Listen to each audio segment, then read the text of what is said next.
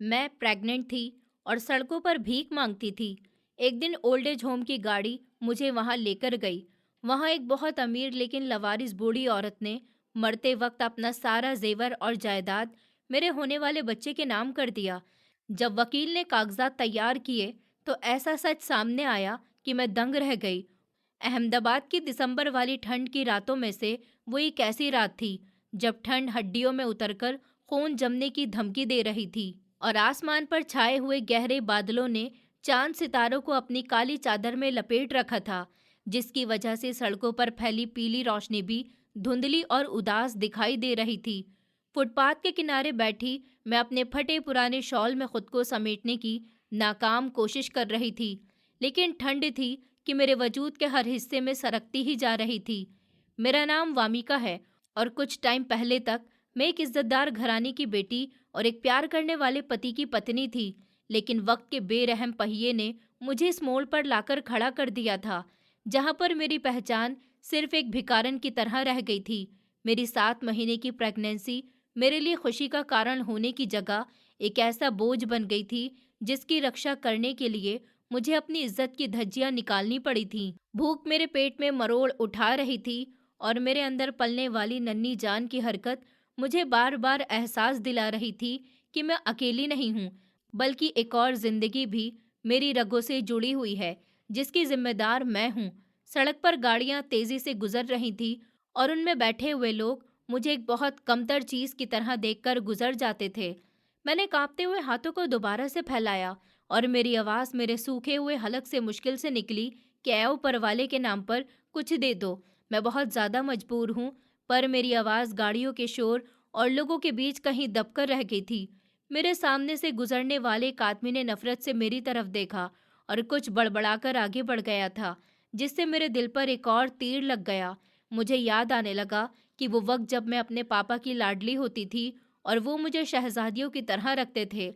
लेकिन आज मैं इसी शहर की सड़कों पर परेशान हाल में थी, जहां मेरा बचपन गुजरा था। भूख और कमजोरी की वजह से मेरी आंखों के सामने अंधेरा छाने लगा और सर चकराने लगा। फुटपाथ की सख्त और ठंडी जमीन मुझे अपनी तरफ खींच रही थी। मैंने उठने की बहुत कोशिश की, पर टांगों ने साथ छोड़ दिया था और मैं वहीं पर लड़खड़ाकर गिर गई।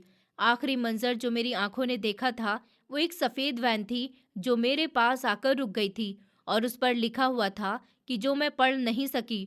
फिर उसके बाद गहरा अंधेरा सा छा गया और बिल्कुल खामोशी छा गई। जब मैं होश में आई तो मुझे सबसे पहले जिस चीज का एहसास हुआ वो गर्माहट थी। जो चुभती हुई ठंड और गीली सड़क की सख्ती गायब थी और मैं एक नर्म बिस्तर पर लेटी हुई थी। मेरे ऊपर एक मोटा और गर्म सा कंबल डला हुआ था और कमरे में हीटर की हल्की हल्की सदा गूंज रही थी। मैंने हड़बड़ाकर आंखें खोली तो खुद को एक अजनबी कमरे में पाया, जहाँ की दीवारें सफ़ेद थी और माहौल में फिनाइल और दवाइयों की मिली जुली बू फैली हुई थी, जो अस्पतालों जैसी ही थी। लेकिन यहाँ का माहौल हॉस्पिटल से ज़्यादा सुकून भरा था। मेरे सिरहाने एक अधेड़ उम्र की नर्स खड़ी हुई थी, जिसने मुझे आंखें खोलते देखकर मुस्कुराकर तसल्ली दी कि घबराओ नहीं बेटी, तुम अब ठीक हो। ये ओल्ड एज होम है। हम लोग तुम्हें एक सड़क किनारे बेहोशी की हालत में मिले थे। तुम्हारी हालत बहुत ज़्यादा ख़राब थी और तुम्हारे पेट में पलने वाले बच्चे की जान को भी खतरा था, इसलिए हम तुम्हें यहाँ पर लेकर आ गए। उसके लहजे में ऐसा प्यार था कि मेरी आंखों से एकदम से आंसू बहने लगे, क्योंकि पिछले कई महीनों से मैंने सिर्फ और सिर्फ धुतकार और नफरत ही देखी थी। मुझे गम सौंप दिया गया, जिसको पीते हुए मुझे लगा कि जिंदगी मेरे मुर्दा जिस्म में दोबारा से लौट रही है। अगले कुछ दिन मैंने इस ओल्ड एज होम में गुजारे और धीरे धीरे मुझे पता चला कि एक पुरानी सी हवेली थी, जिसको एक एनजीओ ने ओल्ड एज होम में बदल दिया था। यहाँ ज्यादातर बुजुर्ग औरतें रहती थी, जिनको उनकी औलाद ने उन्हें बोझ समझकर घर से निकाल दिया था, या वो जो दुनिया में बिल्कुल अकेली रह गई थी। मैं वहाँ सबसे कम उम्र की थी और मेरी हालत देखकर वहाँ के इंचार्ज ने मुझे वहाँ पर रहने की इजाज़त दे दी थी, क्योंकि मेरे प्रेग्नेंट होने की वजह से वो मुझे दोबारा सड़क पर फेंकने का हौसला नहीं कर पा रही थी। मैंने भी खुद को हालात पर छोड़ दिया, क्योंकि मेरे पास जाने के लिए कोई छत भी नहीं थी। तबीयत बेहतर होने पर मैंने खुद को कमरे में बंद रखने की जगह वहाँ काम करने का फैसला किया, ताकि मैं उनके एहसान का बदला चुका सकूं और खुद को बिजी रख सकूं। मैं बुजुर्ग औरत के छोटे मोटे काम कर देती थी।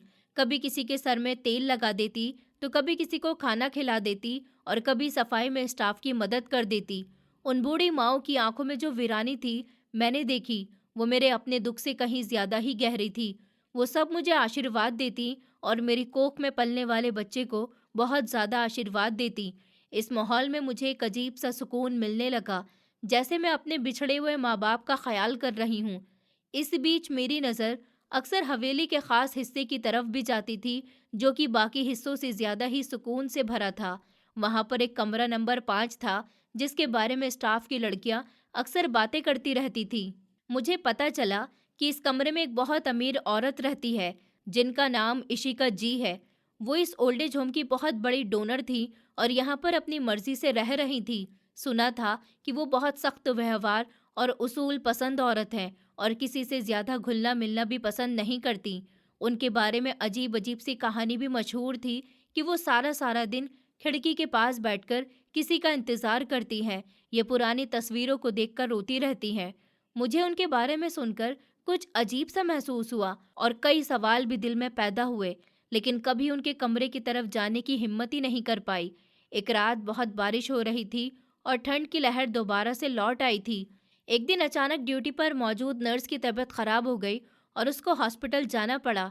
रात के पिछले पहर हॉस्पिटल की इंचार्ज मेरे पास आई और परेशानी की हालत में कहा कि वामिका, तुम एक समझदार और सुलझी हुई लड़की हो। आज रात जरा हमारे स्टाफ की कमी है और कमरा नंबर 5 में इशिका जी की तबीयत भी कुछ ठीक सी नहीं है। उनको वक्त पर दवा देनी है और उनका ख्याल भी रखना है। क्या तुम आज रात उनके पास रुक सकती हो? मैंने फौरन से हामी भर ली कि हाँ, मैं ये कर दूंगी, क्योंकि मैं वैसे भी उनके एहसान के नीचे दबी हुई थी। मैंने चादर ओढ़ ली और दिल में थोड़ा सा डर लिए हुए कमरा नंबर 5 की तरफ बढ़ गई, क्योंकि मैंने पहले से उनके गुस्से के बारे में बहुत कुछ सुन रखा था। दरवाजे पर दस्तक देकर मैं अंदर दाखिल हुई तो हैरान रह गई। वो कमरा किसी ओल्ड एज होम का हिस्सा नहीं, बल्कि किसी महल का सपना लग रहा था। फर्श पर कीमती ईरानी कालीन बिछी हुई थी, दीवारों पर बहुत प्यारी पेंटिंग्स लगी हुई थी और फर्नीचर बहुत अच्छा था, बहुत ज़्यादा कीमती लकड़ी का बना हुआ था। कमरे के कोने में महंगी खुशबू की महक थी, जो दवाई की बू पर हावी हो गई थी।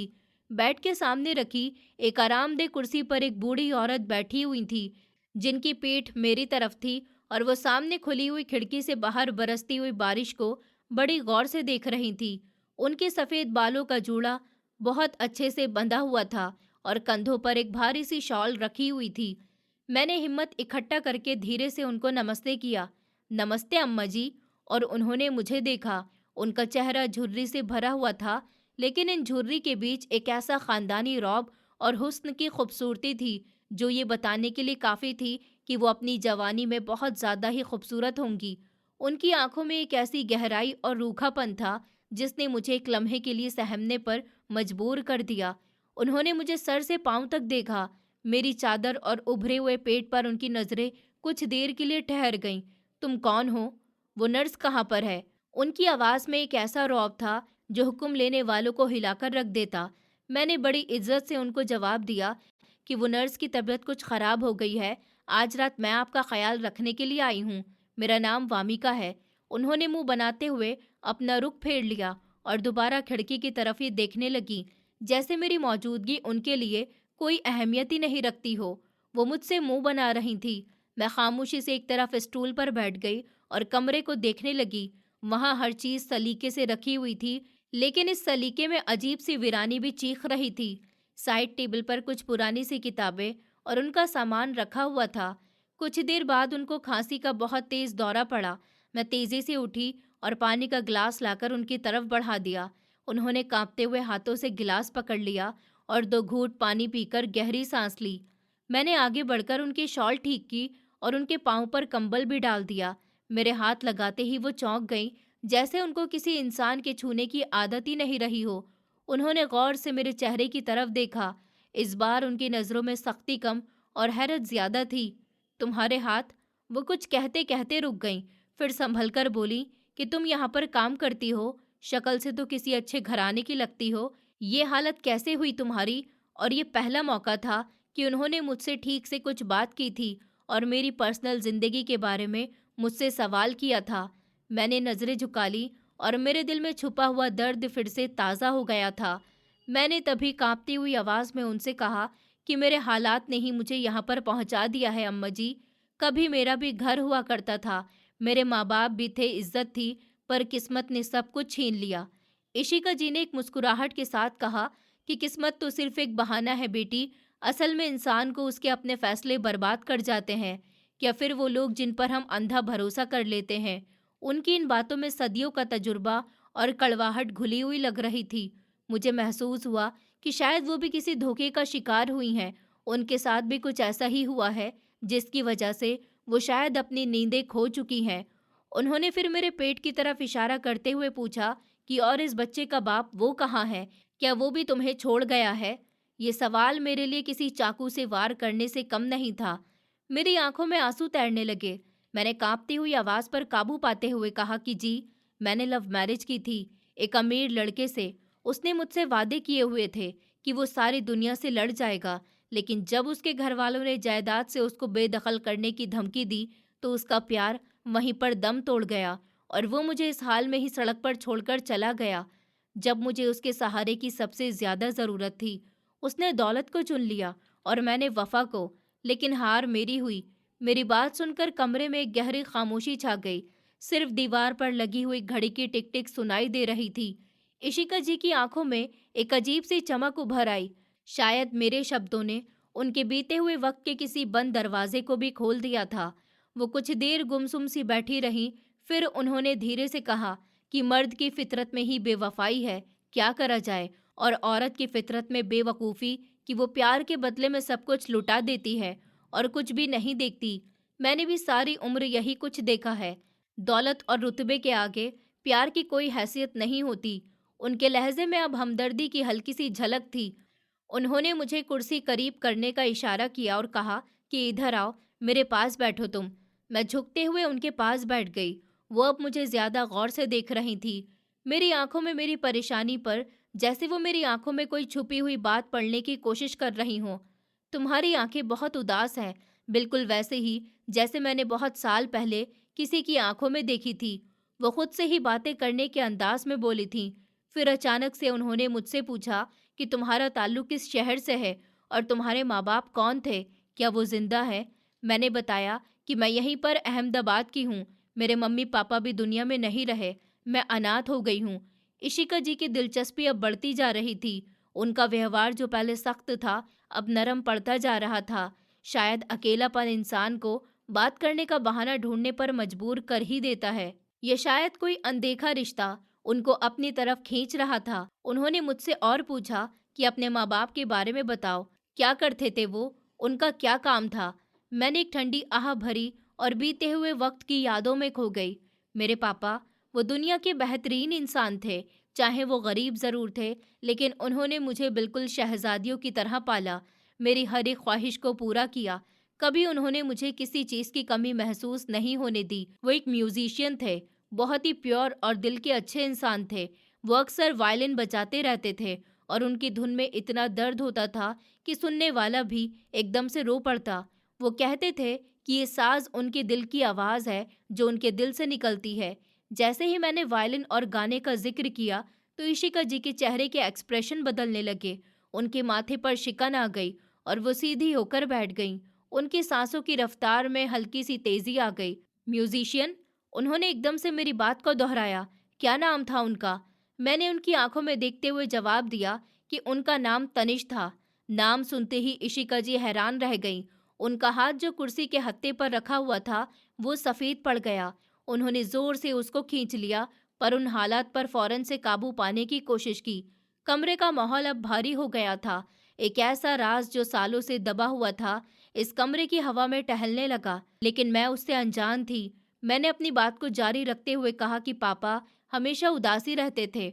वो कहते थे कि उनकी जिंदगी में एक बेचैनी है, जो कि कभी भी खत्म नहीं हो सकती। उन्होंने मुझे कभी खुलकर कोई बात नहीं बताई, लेकिन मुझे लगता था कि वो किसी की याद में खोए रहते हैं। इशिका जी की आंखें अब नम हो रही थी, लेकिन वो चेहरा मोड़कर अपने आंसू छुपा रही थी। उनका दिल जोर जोर से धड़क रहा था। वो जानना चाहती थी कि क्या ये वही तनिष है जिसका वो सोच रही हैं, यह सिर्फ एक इत्तेफाक है। उन्होंने अपने सूखे हुए होठों पर जुबान फेरते हुए अपनी आवाज को कांपने से रोकते हुए मुझसे वो सवाल कर लिया जो अब उनके बाकी जिंदगी का रुख बदलने वाला था। उन्होंने मेरी तरफ मुड़कर गहरी और कुछ डरावनी नजरों से देखते हुए पूछा कि और तुम्हारी माँ, तुम्हारे बाप ने किससे शादी की थी और तुम्हारे दादा का क्या नाम था? मेरे होठों से निकलने वाले शब्द जैसे ही माहौल में गूंजे और मैंने अपने दादा का नाम अविराज और अपनी मम्मी का नाम दिशा बताया, तो कमरे में मौजूद खामोशी खत्म हो गई।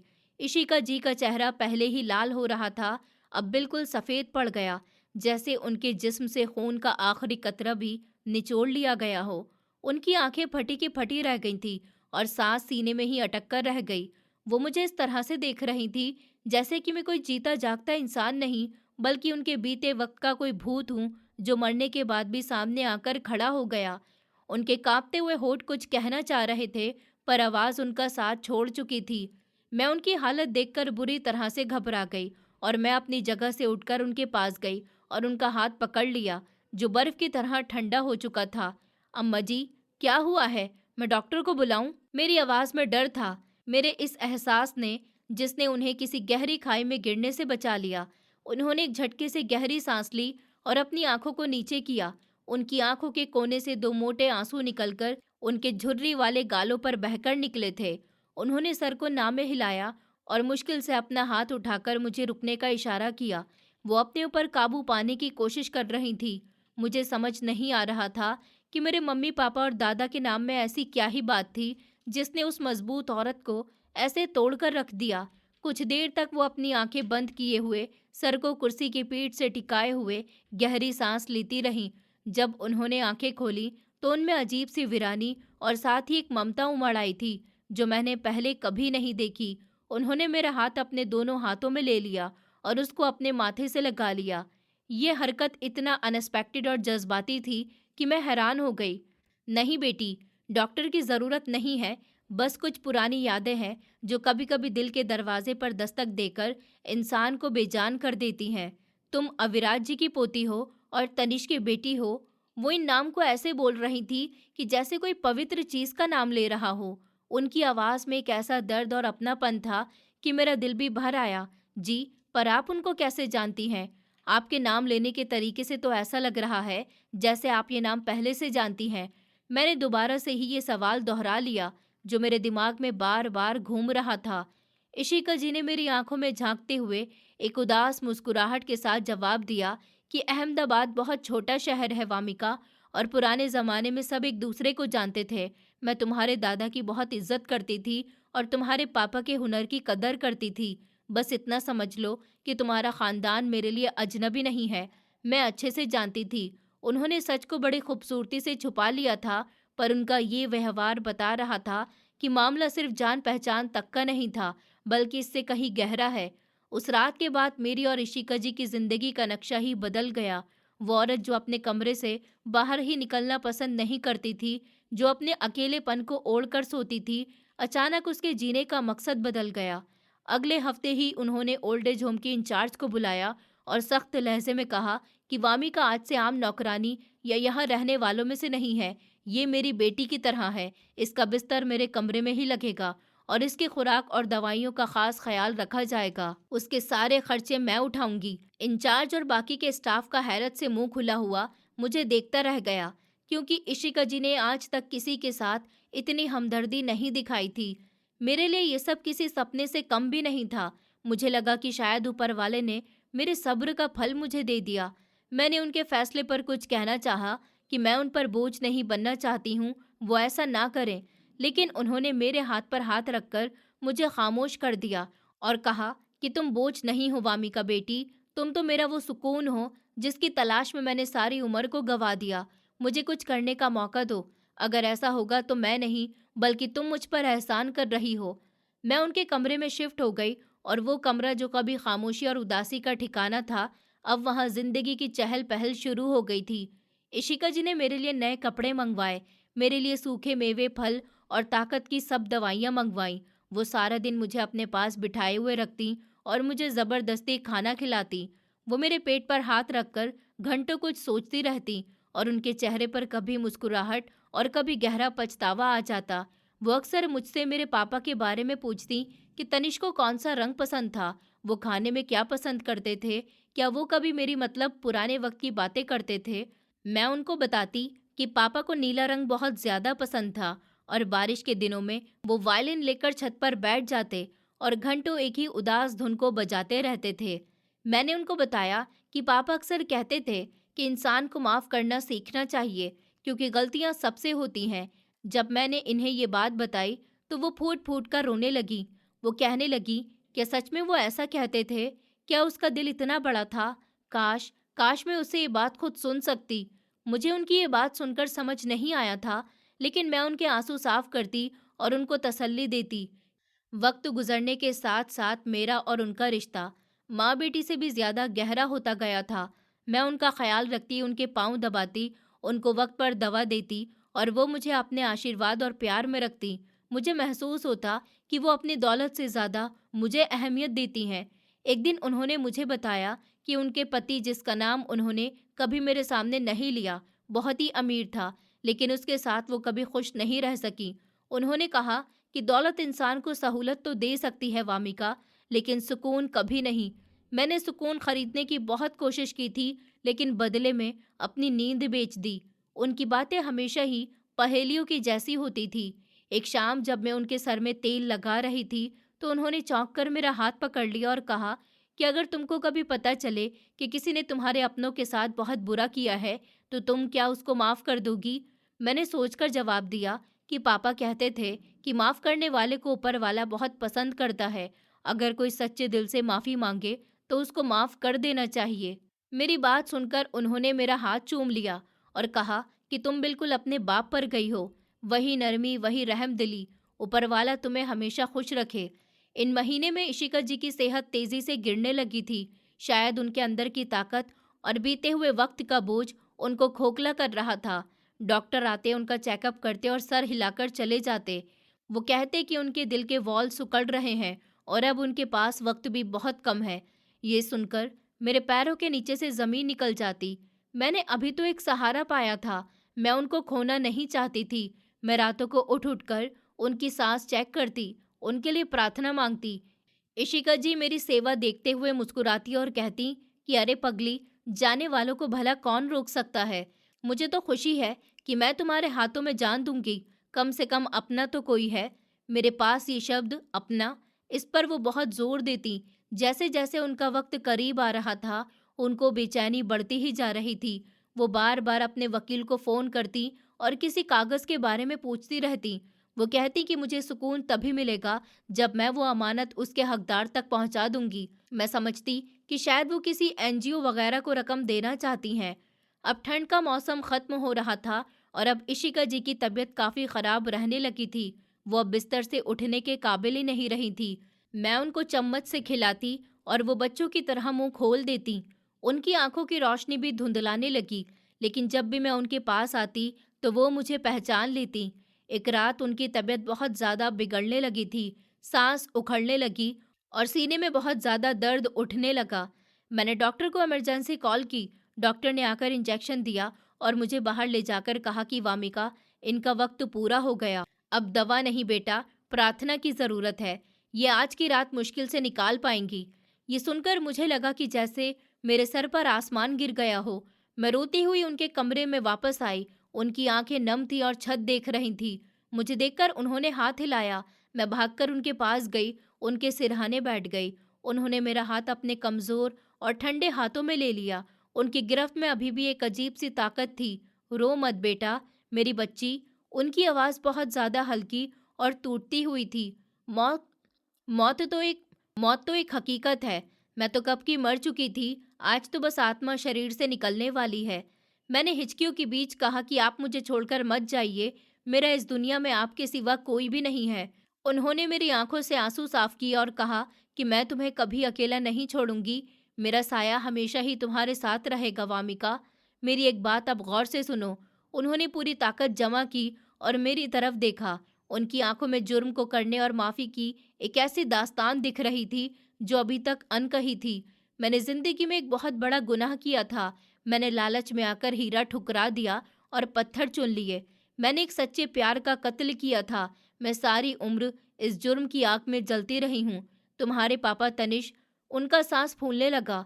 मैंने उनको रोकना चाहा था कि आप अभी बातें मत करिए, आपकी सांस फूल रही है, आपकी तबीयत ठीक नहीं है, जब ठीक हो जाएगी तो तब आराम से बात कर लेंगे। लेकिन उन्होंने सर को ना में हिलाया। नहीं, मुझे बोलने दो बेटा, मेरे पास और वक्त नहीं है।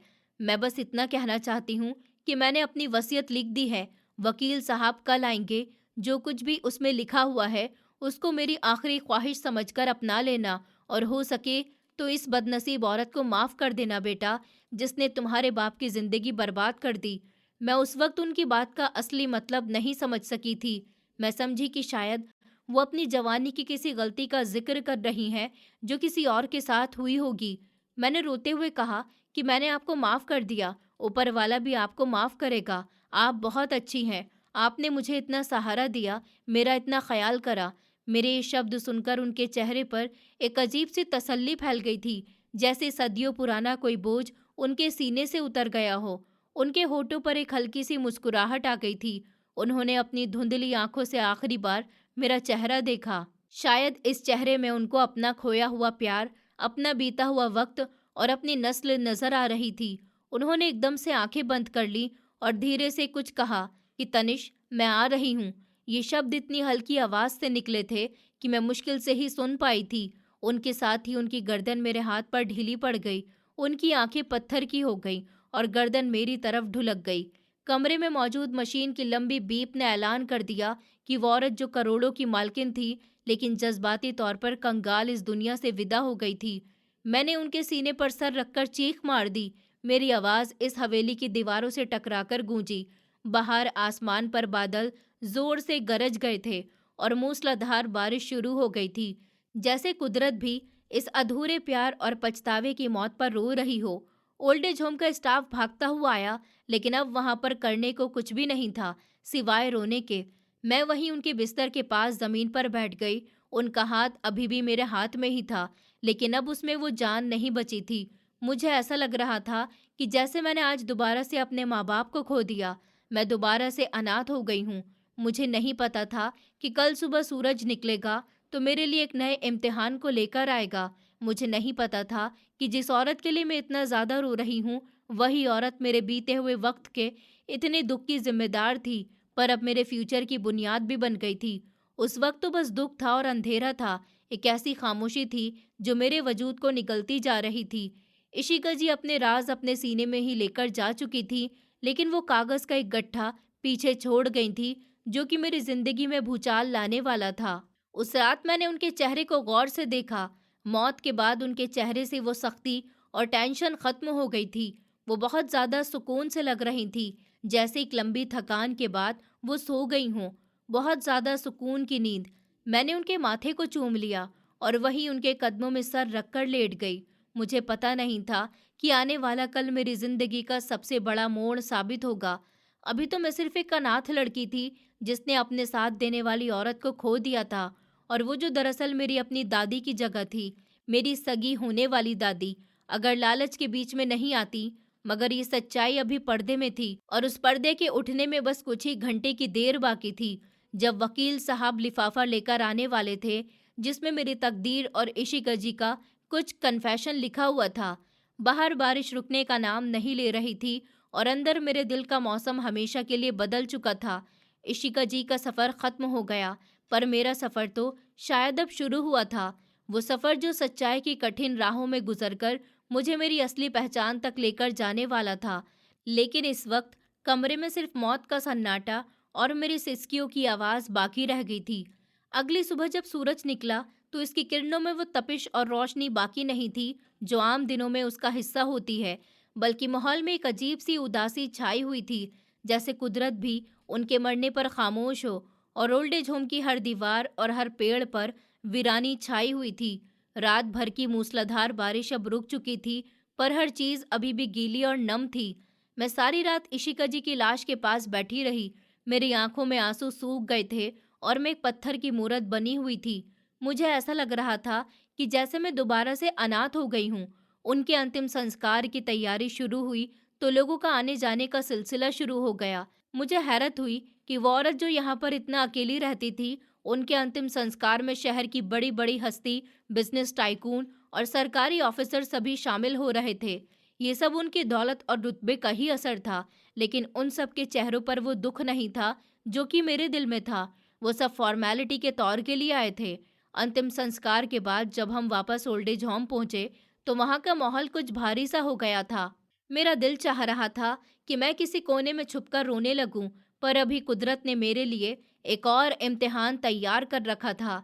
दोपहर के वक्त एक काले रंग की चमचमाती हुई गाड़ी ओल्ड एज होम के गेट से अंदर आई। उसमें एक तकरीबन 50 साल तक का आदमी नीचे उतरा, जिन्होंने काला पैंट कोट पहन रखा था और हाथ में एक लेदर का ब्रीफकेस था। ये इशिका जी के खानदानी वकील और एडवोकेट आर्यन थे। उनके चेहरे पर संजीदगी और आंखों में एक गहरा राज छुपा हुआ था। वो सीधे इंचार्ज के ऑफिस में गए और थोड़ी देर के बाद मुझे वहां पर बुलाया गया। जब मैं ऑफिस में दाखिल हुई, तो वकील साहब ने मुझे गौर से देखा।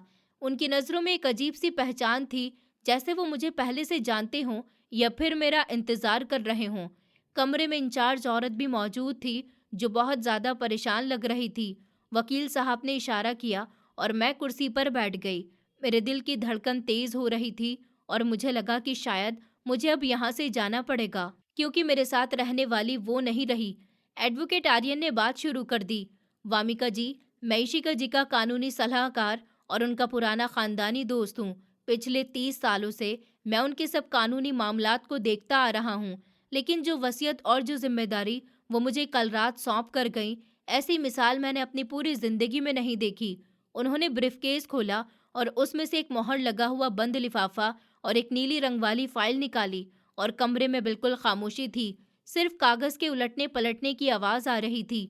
इशिका जी एक बहुत ज्यादा अमीर औरत थी। उनके पति की डेथ 20 साल पहले हो गई थी और वो बे औलाद थी। उनकी कोई औलाद नहीं थी। उनकी जायदाद में डिफेंस के 2 बंगले, एक कमर्शियल प्लाट, 3 फैक्ट्री के शेयर्स और बैंक में करोड़ों रुपए का कैश शामिल है। उसके अलावा उनका खानदानी जेवर जो कई नस्लों से चला आ रहा है, उसकी मिल्कियत अलग है। मैं हैरत से सब कुछ सुन रही थी। वो ये सब कुछ मुझे क्यों बता रहे हैं? मेरा इस दौलत के अंबार से क्या लेना देना? भला मैं तो एक बेघर लड़की थी, जिसको उन्होंने रहने के लिए जगह दी थी। वकील साहब ने एक लम्हे को रुककर मेरी तरफ मेरी आंखों में देखते हुए वो बम फोड़ा, जिसकी गूंज मेरी बाकी जिंदगी में सुनाई देने वाली थी। वामिका जी, इशिका जी ने अपने पूरे होशो हवास में बिना किसी दबाव के अपनी ये सब जायदाद, बैंक बैलेंस और जेवर आपके और आपके पेट में पलने वाले बच्चे के नाम कर दिया है। ये सुनते ही मेरे पैरों के नीचे से जमीन निकल गई। इंचार्ज औरत के मुंह से एकदम से चीख निकल गई और वो हैरत से मुंह पर हाथ रखकर रह गई। मैं अपनी जगह से खड़ी हो गई। ये भला कैसे हो सकता है? मैं तो उनके लिए एक अजनबी औरत थी, एक नौकर थी। वो मुझे इतनी बड़ी दौलत भला क्यों देकर गई? नहीं, ये सब गलत है। मैं ये नहीं रख सकती। मेरा दिमाग चक्कर खाकर रह गया था। मुझे समझ नहीं आ रहा था कि कोई किसी अजनबी पर इतना मेहरबान भला कैसे हो सकता है। वकील साहब ने मुझे बैठने का इशारा किया और कहा कि बैठ जाइए बेटी। ये कोई जज्बाती फैसला नहीं था, ये सोच समझकर किया गया फैसला था और उसके पीछे बहुत बड़ी वजह है। एक ऐसा राज है जो कि इशिका जी ने मरते दम तक छुपाए रखा, लेकिन अब वो चाहती थी कि आपको सब कुछ सच पता चल जाए। उन्होंने वो मोहर लगा हुआ बंद लिफाफा मेरी तरफ बढ़ाया, जिस पर कांपते हुए हाथों से मेरा नाम लिखा हुआ था। ये खत उन्होंने ही मुझे दिया था और कहा था कि ये सिर्फ और सिर्फ आप पढ़ेंगी। इसमें आपके हर सवाल का जवाब लिखा हुआ है। मैंने कांपते हुए हाथों से वो लिफाफा लिया और उसको खोलते हुए मेरे हाथ बुरी तरह से कांप रहे थे। अंदर से खुशबू वाला कागज भी निकला, जिस पर आंसुओं के धब्बे थे। ये इशिका जी की आखिरी बातें थी जो वो मुझसे करना चाहती थी। मैंने पढ़ना शुरू कर दिया और जैसे जैसे मैं वो सब पढ़ती जा रही थी, मेरे अंदर कुछ टूटता जा रहा था और बीते हुए वक्त का एक दर्दनाक मंजर मेरी आंखों के सामने रोशन होता गया। मेरी प्यारी वामिका, अगर तुम ये खत पढ़ रही हो, तो इसका मतलब यही है कि मैं अपने गुनाहों का बोझ लेकर इस दुनिया से जा चुकी हूँ। तुम यकीनन हैरान होगी कि मैंने अपनी जिंदगी भर की सब कमाई एक ऐसी लड़की के नाम क्यों कर दी, जिसको मैं सिर्फ कुछ महीनों से जानती थी। पर सच तो ये है कि वामिका, मैं तुम्हें तब से जानती हूँ जब तुम पैदा भी नहीं हुई थी। मैं तुम्हें तब से जानती हूँ जब तुम अपने बाप की आंखों में एक सपने की तरह बसती थी। तुमने मुझसे पूछा था ना कि मैं तुम्हारे पापा तनिष को कैसे जानती हूँ, तो सुनो, मैं ही वो बदकिस्मत औरत हूँ जो तुम्हारे बाप की पहले मंगेतर थी। हम बचपन में खेल कूद कर साथ में बड़े हुए थे। तुम्हारे पापा का बचपन का प्यार थी, मैं ही वो औरत थी जिसके साथ उसने बचपन में गुड्डे गुड़ियों की शादी भी रचाई थी और जवानी में जीने मरने की कसम खाई थी। हम एक दूसरे की आत्मा का हिस्सा हुआ करते थे। तनिष सिर्फ मेरा मंगेतर नहीं, वो मेरी खुद दुनिया था। पर फिर मेरी जिंदगी में एक ऐसा मोड़ आया, दौलत का इम्तिहान। मेरे मम्मी पापा ने मुझे डराया कि तनिष तो एक गरीब म्यूजिशियन है, वो तुम्हें सारी जिंदगी भूखा मार देगा, वो तुम्हें कभी भी वो सहूलत नहीं दे सकेगा जो एक खूबसूरत लड़की का हक होता है। वैसे था तो ये कड़वा सच जिसको मैं चाहकर भी इग्नोर नहीं कर सकती थी, क्योंकि प्यार से पेट नहीं भरता, उसके लिए पैसा चाहिए। और उस वक्त तनिष का कोई अपना कारोबार, कोई जिंदगी का मकसद कुछ भी नहीं था। इसी बीच मेरे लिए एक बहुत बड़े अमीर सेठ का रिश्ता आया था। उसकी दौलत की चमक ने मेरी आंखों को झुंझला दिया। मैं कच्ची उम्र की थी और सहूलतों की बहुत ज्यादा भूखी थी। मैंने तनिष के प्यार को, उसकी वफा को और उसके आंसुओं को ठुकरा दिया। मुझे आज भी याद है कि वो बारिश की रात, जब मैंने उसे आखिरी बार मिलने के लिए बुलाया था, उसको कहा था कि मैं गरीबी की जिंदगी नहीं गुजार सकती हूँ। वो मेरी बातों से रोया नहीं था, बस उसने अपनी वो वायलिन तोड़ दी थी जो उसको जान से भी ज्यादा प्यारी थी, और कहा था, लेकिन इशिका याद रखना, सुकून महलों में नहीं मिलता, सुकून प्यार में होता है। मैंने उसकी बात को दीवाने की बातें समझा और उसको छोड़कर चली आई थी। मैंने एक अमीर आदमी से शादी कर ली। मेरे पास दुनिया की हर एक सहूलत आ गई, बड़ी गाड़ियां, बंगले, नौकर चाकर, सब कुछ। पर तनिष की बद्दुआ या शायद उसकी टूटी हुई मोहब्बत की आह मेरे साथ चली आई थी। मैंने जिस सुकून के लिए उसको छोड़ दिया था, वो सुकून ही मुझसे हमेशा के लिए रूठ गया। मेरा पति एक अय्याश और जालिम इंसान निकला। इसके लिए मैं सिर्फ एक सजावट की गुड़िया ही थी, और सबसे बड़ी सजा मुझे कुदरत ने दी कि मेरी गोद हमेशा के लिए ही वीरान कर दी गई। मैं औलाद के लिए तरसती रही, बहुत ज्यादा मन्नतें मांगी, डॉक्टर के चक्कर भी लगाए, लेकिन ऊपर वाले ने मेरे नसीब में ममता नहीं लिखी थी। शायद इस बात की सजा थी कि मैंने सच्चे प्यार का कत्ल कर दिया। मैंने कई बार कोशिश की थी कि मैं तनिष से माफी मांग लूं, उसकी मदद कर दूं, लेकिन मुझे पता चला कि उसने मुझसे नफरत में अपना शहर छोड़ दिया और कहीं और रहने लगा। मैंने अपने जासूसों के जरिए उसका पता भी लगवाया तो पता चला कि वो बहुत लाचारी की हालत में अहमदाबाद में रह रहा है और उसने शादी कर ली। मेरी हिम्मत नहीं हुई कि मैं उसके सामने जाऊं। फिर कुछ साल बाद खबर मिली कि वो गरीबी और बीमारी से लड़ते लड़ते ही मर गया। उस दिन मैं पहली बार जी भर के रोई थी। मुझे लगा कि अब मैं कभी माफी नहीं मांग सकूंगी। मैं अपनी दौलत के अंबार पर बैठी हुई सांप की तरह पहरा देती रही, लेकिन अंदर से खोखली हो गई थी। फिर उस रात जब ओल्ड एज होम की वैन तुम्हें बेहोशी की हालत में लेकर आई और मैंने तुम्हें देखा, तो मेरा दिल जोर से धड़क गया था। तुम्हारी आंखें बिल्कुल ही तनिष जैसी थीं, वही दर्द, वही मासूमियत। और जब तुमने मुझे बताया कि तुम तनिष की बेटी हो और वो वायलिन बजाता था, वो एक म्यूजिशियन था, तो मुझे लगा कि ऊपर वाले ने मुझे माफी का एक आखिरी मौका दे दिया। वामिका मेरी बच्ची, ये जायदाद, ये दौलत, ये सब कुछ असल में तुम्हारा ही हक है। ये वो कीमत है जो तुम्हारे बाप ने अपनी खुशियों की कुर्बानी देकर दी थी।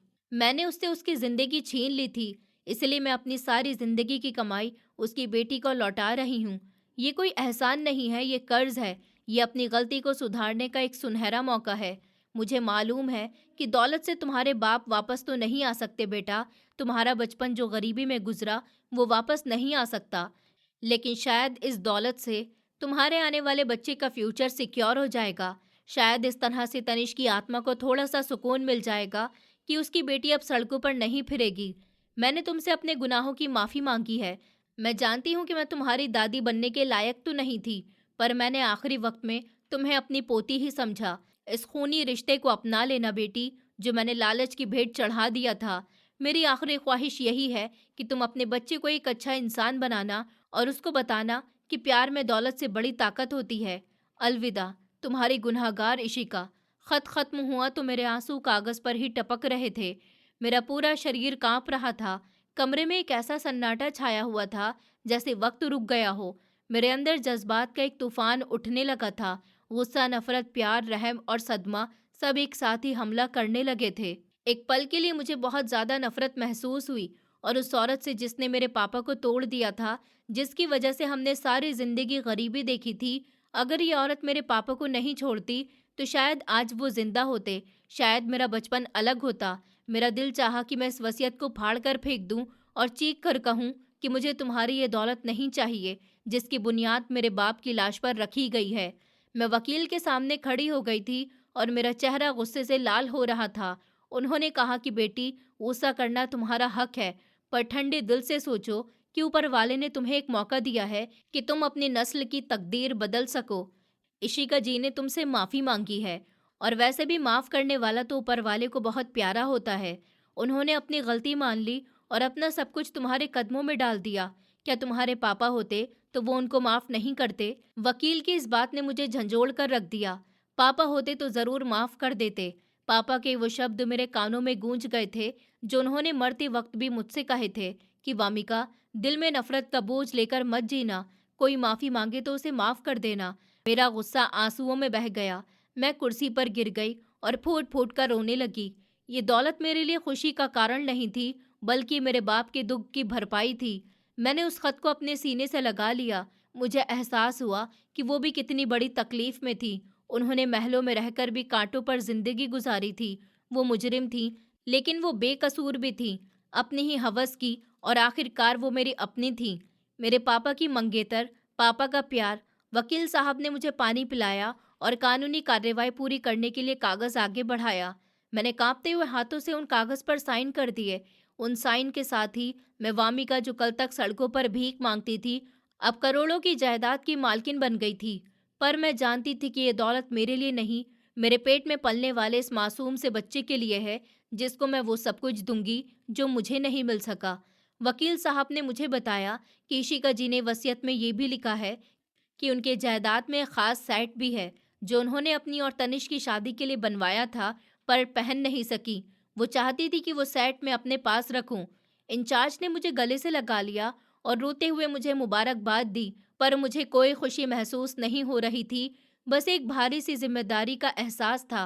कार्यवाही पूरी होने के बाद वकील साहब तो चले गए और मैं अकेली कमरे में बैठी रही और खिड़की से बाहर आसमान को देखती रही।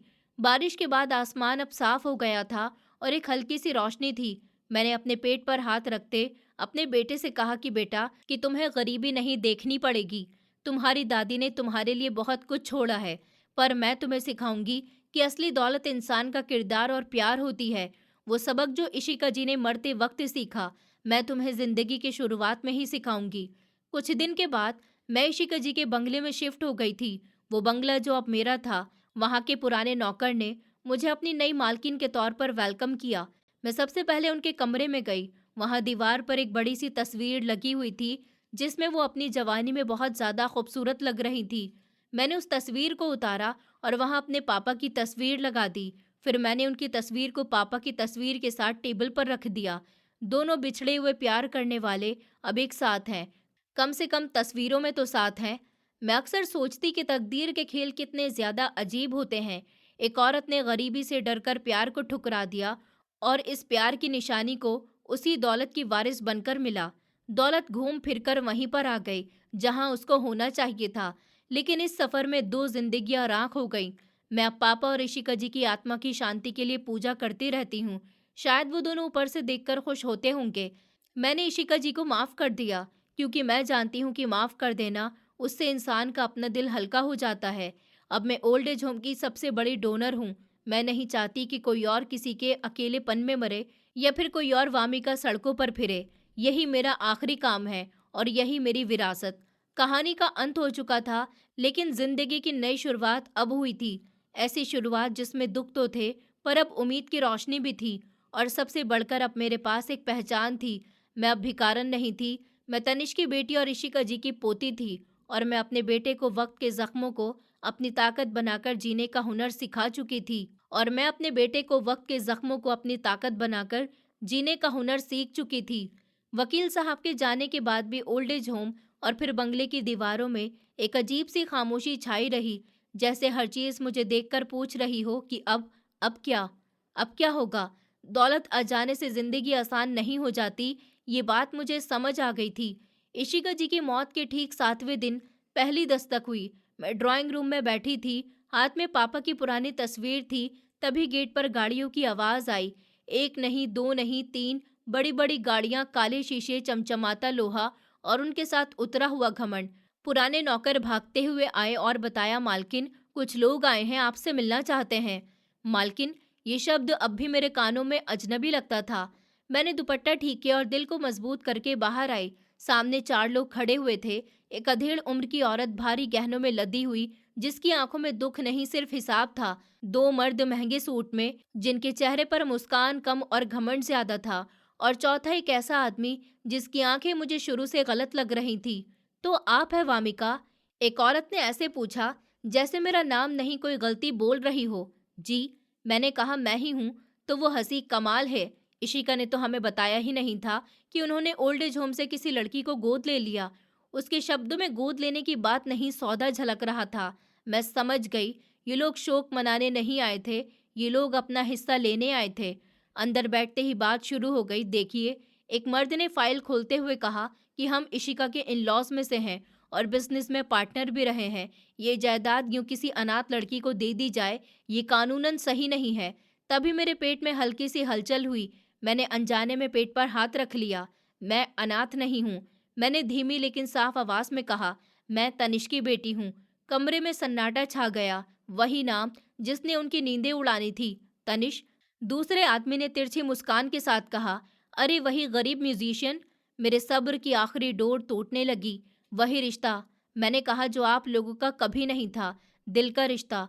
उन लोगों ने काफ़ी बात की। फिर उनके जाने के बाद मुझे पहली बार एहसास हुआ कि ये बंगला, ये दौलत, ये नाम सब मुझे बचाने के लिए नहीं, घेरने वाले हैं। उसी शाम वकील आर्यन का फ़ोन आया। बेटी, उनकी आवाज़ में चिंता थी। मुझे अंदाज़ा था कि ऐसा होगा। उन्होंने कोर्ट में केस डाल दिया है। मेरे हाथ कांपने लगे। तो क्या क्या वो सब मुझसे छीन लेंगे? अगर तुम डर गईं तो हाँ, शायद वो कामयाब हो जाए। उन्होंने साफ कहा, कानून कागज देखता है, लेकिन जज इंसान होता है। तुम्हें सिर्फ वारिस नहीं, हकदार बनने के लिए खड़ा होना होगा।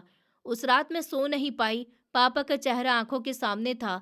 उनकी टूटी वायलिन, इशिका जी की कांपती उंगलियां और मेरे पेट में पलता हुआ वो मासूम, जिसके लिए ये लड़ाई सिर्फ दौलत की नहीं, उसके फ्यूचर की थी। अगले दिन पहली बार मैं खुद कोर्ट गई। साधारण साड़ी पहनी, बिना किसी गहने के। मैं नहीं चाहती थी कोई ये कहे कि मैंने दौलत का दिखावा किया। कोर्ट रूम में जब जज ने मुझसे पूछा कि आप इतनी बड़ी जायदाद क्यों लेना चाहती हैं, मैंने सीधा जवाब दिया कि मैं लेना नहीं चाहती थी, लेकिन अगर मैं इसे छोड़ दूं तो ये साबित हो जाएगा कि गरीब इंसान अपना हक संभालने के लायक नहीं होता। कमरे में खुसर पुसर शुरू हो गई। ये जायदाद मेरे पापा के सपनों की कीमत है। मेरी आवाज़ भारी हो गई और मैं वो कीमत यूं किसी लालच के हवाले नहीं कर सकती। वकील साहब ने इशिका जी का खत कोर्ट में पढ़कर सुनाया, हर लाइन के साथ। वो मेरे खिलाफ थे। उनके चेहरे उतरते चले गए। जब जज ने हथौड़ा बजाकर कहा, वसीयत ठीक है, तो मेरे अंदर कुछ टूट कर शांत हो गया। मैं जीत गई थी, लेकिन उस दिन समझ गई थी कि ये जीत सिर्फ कागजों की थी। असली लड़ाई अब शुरू होनी थी। एक ऐसी लड़की की जो सड़कों से उठकर सच और सब्र के साथ दुनिया के सामने खड़ी थी। कोर्ट की तारीखें खत्म हो गई थी। फैसले की गूंज भी धीरे धीरे शांत हो रही थी। लेकिन मेरे अंदर जो हलचल थी, वो हर दिन बढ़ती जा रही थी। ये हलचल किसी डर की नहीं थी, ये मेरे अंदर पल रही एक जिंदगी की थी। डॉक्टर ने कहा था कि मुझे बहुत ज़्यादा सावधानी रखनी होगी, टेंशन नहीं लेनी, थकान ज़्यादा ना हो। मैं रो नहीं, सब कुछ बच्चे पर असर डाल सकता है। मैं मन ही मन हंस दी थी। टेंशन न लूं। जिस औरत ने पूरी जिंदगी सड़कों पर काटी हो, जो एक ही झटके में करोड़ों की वारिस बन गई हो, जो अभी अभी अपने पापा और दादी के सच से गुजरी हो, वो भला कैसे न ले? रातें अब और भी लंबी हो गई थी। जो अभी अभी अपने पापा के सच से गुजरी हो, वो भला कैसे न ले? रातें अब लंबी हो गई थी। एक दिन शीशे के सामने खड़ी होकर मैंने खुद को देखा। महंगे कपड़े थे, बड़ा सा कमरा था, लेकिन आंखों में वही पुरानी वामिका थी, डरी हुई, अकेली। मुझे अचानक एहसास हुआ कि मैं अपने बच्चे के लिए सबसे पहले एक मजबूत माँ बनना चाहती हूँ, सिर्फ एक अमीर माँ नहीं। मैंने फैसला किया कि मैं अपने डर से भागूंगी नहीं, उसका सामना करूंगी। अगले हफ्ते मैं पहली बार अकेले मंदिर गई। न कोई नौकर साथ था, न ड्राइवर, सिर्फ मैं और मेरा बच्चा। मैंने जमीन पर बैठकर आंखें बंद कर ली। भगवान, मेरी आवाज़ कांप रही थी। मैंने जिंदगी में बहुत कुछ खोया है, अपने माँ बाप, अपना घर और अपनी पहचान। अब बस इसे मत छीनना। मेरे पेट में हल्की सी हरकत हुई। शायद पहली बार मेरे बच्चे ने मुझे मेरी बात का जवाब दिया था। उस दिन मैं रोई नहीं। पहली बार मुझे लगा कि मैं अकेली नहीं हूँ। जैसे जैसे महीने बढ़ते गए, मेरा रिश्ता इस बच्चे से और गहरा होता चला गया। मैं उससे बातें करने लगी थी। मुझे पता है, मैं अक्सर कहती कि तुम्हारे नाना बहुत अच्छे इंसान थे। वो वायलिन बजाते थे। अगर वो होते तो बहुत खुश होते। फिर डिलीवरी का दिन अचानक से आ गया। अस्पताल की सफ़ेद दीवारें, तेज़ लाइट और मशीनों की आवाज़ें, सब कुछ मुझे डरा रहा था। डॉक्टर ने कहा कि हिम्मत रखिए। मैंने आंखें बंद की। पापा का चेहरा सामने आ गया। इशिका जी की कांपती मुस्कान याद आ गई और फिर एक तेज़ रोने की आवाज़ गूंजी। उस रोने में मेरी पूरी जिंदगी घुल गई थी। जब नर्स ने बच्चे को मेरी गोद में रखा तो मेरी सांसें रुक सी गईं। वो छोटा सा चेहरा, बंद आंखें और वही मासूमियत जो पापा की आंखों में हुआ करती थी। बेटा हुआ है, नर्स ने कहा। मैं कुछ बोल नहीं पाई, बस उसके माथे को चूम लिया। उस पल मुझे समझ आ गया कि मेरी जिंदगी अब दो हिस्सों में बटी है, बेटे के आने से पहले और उसके आने के बाद। मैंने उसका नाम अन्वित रखा क्योंकि वो मेरे टूटे हुए कल और संभलते हुए कल का जुड़ाव था। अब मेरी आने वाली सुबह बदल गई थी। महंगे पर्दों से आती हुई धूप उसके चेहरे पर गिरती और मैं उसे घंटों निहारती रहती। कभी कभी डर फिर से लौट आता। अगर मैं अच्छी मां नहीं बन पाई तो, अगर मैं भी किसी दिन टूट गई तो, फिर अन्वित अपनी उंगलियां मेरी उंगलियों में जकड़ लेता और मेरा डर पिघल जाता। मैंने उस दिन तय कर लिया था कि ये बच्चा मेरे डर का वारिस नहीं बनेगा, मेरी हिम्मत बनेगा। मैं उसे ये नहीं सिखाऊंगी कि दुनिया सिर्फ अमीरों की होती है। मैं उसे ये सिखाऊंगी कि दुनिया इंसानों से बनती है। और हर रात जब मैं उसे सुलाती, मैं दिल ही दिल में कहती कि तुम मेरी दूसरी शुरुआत हो और इस बार मैं हार नहीं मानूंगी। अन्वित के आने के बाद मेरा घर भर गया था। मैंने सीखा कि दौलत अगर सही हाथों में न जाए तो जहर बन जाती है, और जब वही दौलत किसी टूटे बच्चे के हाथ में एक वायलिन जैसे बन जाए तो ब्लेसिंग बन जाती है। कहानी यहीं ख़त्म होती है, लेकिन सफ़र नहीं, क्योंकि अब मैं सिर्फ वामिका नहीं हूँ, मैं तनिष्क की बेटी हूँ और यही मेरी असली विरासत है। मैं यही कहना चाहूँगी कि पैसा अगर लालच से मिले तो दुख देता है, और अगर सच्चे दिल और गलती सुधारने से आए तो भलाई करता है। माफ़ करना इंसान को कमज़ोर नहीं बल्कि और ज़्यादा मजबूत बनाता है। वैसे भी असली दौलत पैसा नहीं होता, असली दौलत प्यार, अच्छाई और इंसानियत होती है। दोस्तों, उम्मीद करती हूँ आपको हमारी कहानी पसंद आई होगी। कहानी पसंद आई है तो वीडियो को लाइक करें, चैनल पर नए हैं तो चैनल को सब्सक्राइब करें और हाँ, नोटिफिकेशन बेल को ज़रूर दबाएं ताकि अगली अपडेट सबसे पहले आपको मिले।